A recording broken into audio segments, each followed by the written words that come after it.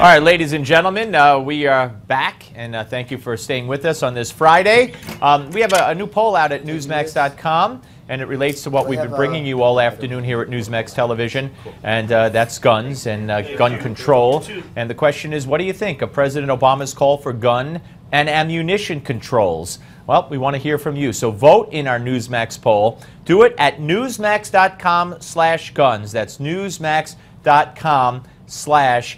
Now, we have heard some really impassioned speeches from Jeb Bush, Ben Carson, Rick Santorum, Mike Huckabee, and just most recently Lindsey Graham, who is finishing up his speech. We believe we still have Donald Trump and possibly Ted Cruz to hear from. We'll try to squeeze him in this half hour. I believe that Lindsey Graham is just finishing, so as soon as he leaves the stage and someone else comes on to speak, we will bring it to you. Got to say, you know, Lindsey Graham said in his speech there, if you noticed, he said a lot of us are thinking of running for president. He has talked about that. He's mentioned it again in a very important forum. I think that's something we should keep in mind. We've heard others that believe, you know, that this is a good forum to talk about that too. Here is Donald Trump, ladies and gentlemen. Thank you very much, Chris. Great honor to be here. I love the NRA. I love the Second Amendment, so you have to know that. And it's really something, having a room like this and having so many great Americans, great taxpayers, wonderful people, and hard workers. I want to go ahead. You can go ahead. So I'd like to introduce, you know, they were standing with me. They love this group. They love the people, and they love the NRA more than anyone I know. They happen to be my sons. They're lifetime members. They were standing outside. I said, I'm going to introduce you. They know more about rifles. They know more about shooting. They know more about hunting. So I'm going to ask Eric Trump, Don Trump, and Don's wife, Vanessa. Come on up here for a second.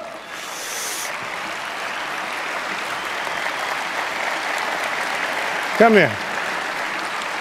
What do you think? Everything good? Just great to be here. These are our people. These are the things we do on the weekends in our free time. We're shooters, we're hunters, we're outdoorsmen, we're sportsmen, and we love the Second Amendment. So thank you all for having us here. We look forward to being here all weekend.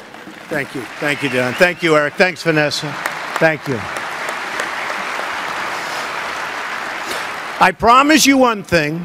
If I run for president and if I win, the Second Amendment will be totally protected. That I can tell you. With that said, our country is in serious, serious trouble. We have a president who, in my opinion, is incompetent, doesn't know what he's doing. We have negotiators who truly have no clue. You look at what's going on in this crazy deal. I wrote The Art of the Deal. They should read it, because the deals that they make, you look at what's happening with Iran, you look at the tremendously horrible, it's inconceivable deal that's being made. It's going to make Iran a nuclear power. You're going to have proliferation all over the place. Everybody's going to want it to protect themselves. It's going to make Iran rich, and you look at what's happening where they go into Yemen, they go into all sorts of places. And by the way, if you remember, because I've spoken to many of you before, for years I've been saying, and I've been saying it loud and clear, that Iran is going to take over Iraq. And that's what happened. As sure as you're sitting there, they're now taking over Iraq. And then I said, hey, for years, keep the oil.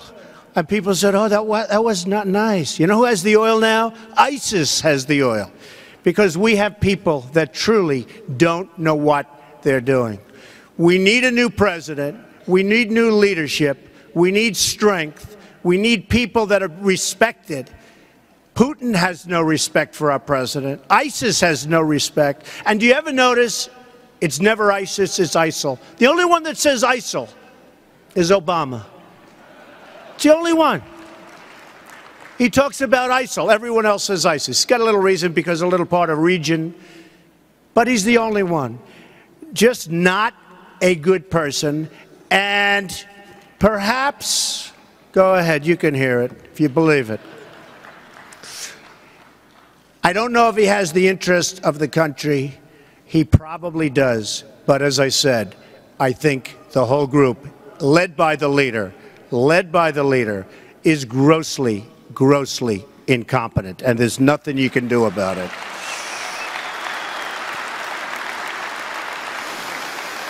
We have to take our country back. We have to negotiate properly with China, who's manipulating their currency to a level that they've never done before. They're taking our jobs, they're manufacturing our goods, and not only China. You look at what's happening with Mexico, the border is a sieve. They're sending everybody right through the border, and we're taking pictures and watching them. And it should never be allowed to happen. It's not what the country is all about. Everybody's coming in illegally, millions of people coming in illegally. We've got to stop it at the border, and we have to stop it fast.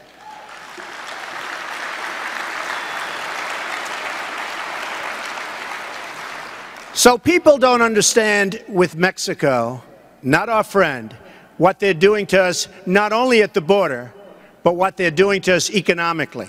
They're becoming the car capital of the world. And in Tennessee, a place we love, in Tennessee, they just took a billion-dollar plant that everybody thought was coming here, and it's going to Mexico. And they're going to make those cars and employ their people, not our people, and they're going to sell them to the United States tax-free, and we sit back and let it happen. Terrible. Japan, again, they're at it. They're manipulating their currency. They're driving it down. And a friend of mine who's an amazing guy, he's an excavator, a big company. He excavates. That's what he does. That's how he makes his money. And he always buys Caterpillar tractors. Because of the fact that Japan has manipulated their currency so low, he calls me the other day and he says, Donald, I feel bad. Why? I've just bought a huge order and placed a huge order for Komatsu tractors. I said, why?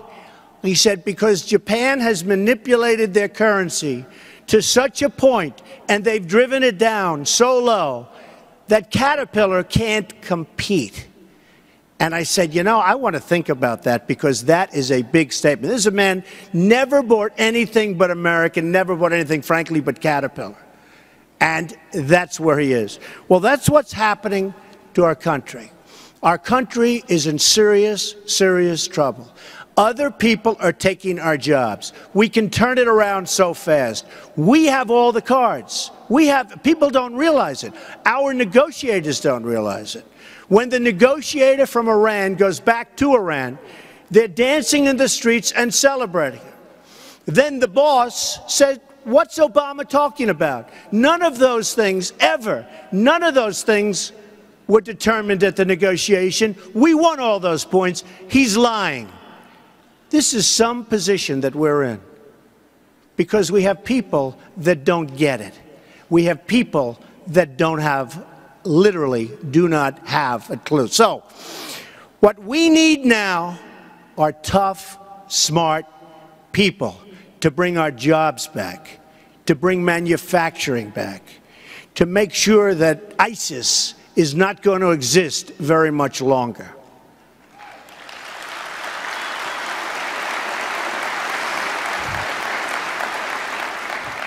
And I can tell you this, if I run, and people are going to be very surprised, and if I win, America will be great again.